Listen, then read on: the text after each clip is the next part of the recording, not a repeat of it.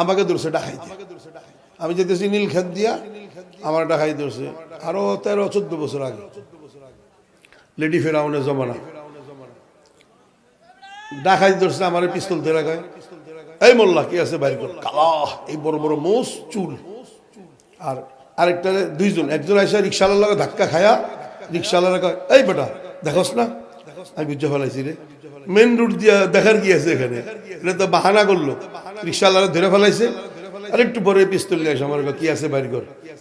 আমি মনে মনে হাসতেছি, আমি হারে আল্লাহ, এটা কি প্লাস্টিকের পিস্তল না কি আল্লাহ জানে, এটা কি ঠিকঠাক আছে কিনা। আবার ডাইন পাশ খালি, ব্যাককল কত ডাকাইতে একটা রিক্সাওয়ালা ধরছে, আর একটা এখানে আরো দুইজন লাগবে না। আমি যদি এদিকটা দৌড় দেই, কথা বলছি না, আমি এটা কি প্লাস্টিকের পিস্তল।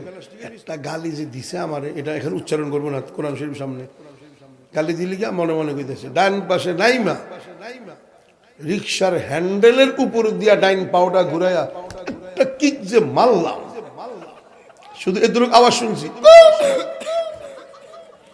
রিক্সাওয়ালা ডাকাইত কই, হুজুর নাই পিস্তল কই, কই নিচে পড়ে আছে। পাও দিয়া লাত্তি মেরে আমি ঢেলে ফালাই দিয়েছি। পুলিশ আইলো কইব হুজুরের আমনে পিস্তল, পুলিশ তো শয়তান।